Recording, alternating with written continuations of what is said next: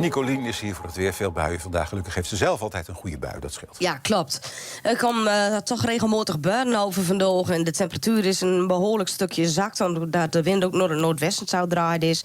Gisteren werd het nog 13 graden. Nou, die temperatuur die kunnen we de komende week wel vergeten. Op dit moment is het 5,5 graden. In de stad Oranjebuurt 2 mm is te varen. En de barometer staat op 1016 millibar. Volgende buien. 3,5 mm van de leeste vanaf gisteren. Maar gisteren overdag ook 2, dus dat maakt in totaal ook 4,5 mm. 6 graden op dit moment.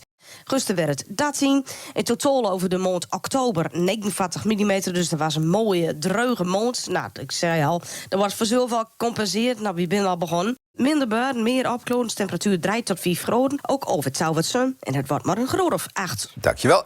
Een mooie dag.